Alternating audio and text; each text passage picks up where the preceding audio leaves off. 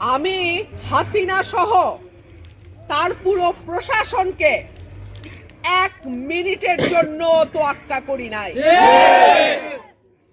সুতরাং কোন দল, কোন মতের মানুষ যদি মনে করে রুমিন ফারহানার পাশে দল নাই, তাকে পরিষ্কার বলে দেই, রুমিন ফারহানার পাশে সরাইল আশুগঞ্জের মানুষ আছে।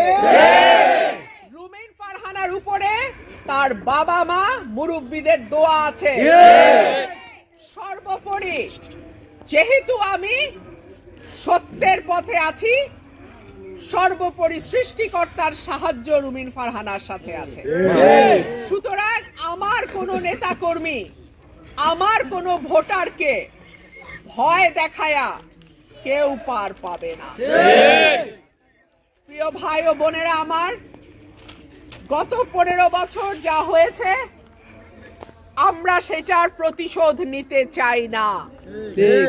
আমরা সম্প্রীতি সৌহার্দ্যের রাজনীতিতে বিশ্বাস করি। আমরা বিশ্বাস করি এই ছোট বাংলাদেশে আমরা প্রত্যেকের কোনো না কোনো ভাবে পরিচিত, আত্মীয়, সম্পর্কিত। সুতরাং আসুন আগামীর যে বাংলাদেশ, সেইটা আমরা দল মত ভিন্ন হতে পারে, তাতে কিছু যায় আসে না, কিন্তু একটা সুন্দর বাংলাদেশের স্বপ্ন আমরা সবাই দেখি। সেইটার যাত্রা আশা করি আগামী 12ই ফেব্রুয়ারি যে নির্বাচন হবে, সেইখান থেকে একটা সুন্দর যাত্রা আমরা শুরু করতে পারবো। আর সকলকেই আমি সাবধানও করি, মনেও করাই, বাংলাদেশে জবরদস্তির রাজনীতি আর কোনোদিন প্রতিষ্ঠা করা যাবে না।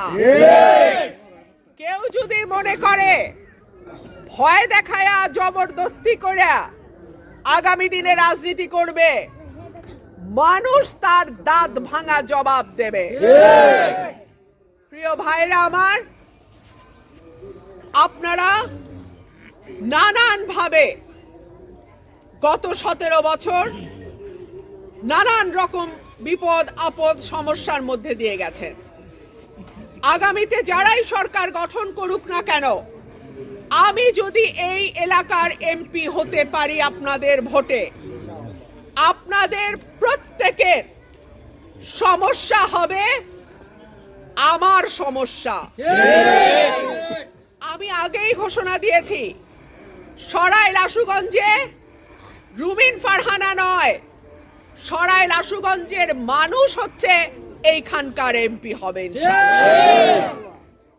আপনাদের ভোট, আপনাদের সমর্থন, আপনাদের দোয়া এবং আপনারা যদি আমার সঙ্গে থাকেন, 300 এমপির বিরুদ্ধে যেমন একলা আমি যথেষ্ট ছিলাম, আপনাদের 5 লক্ষ ভোটারের পক্ষে ইনশাল্লাহ আমি একাই যথেষ্ট।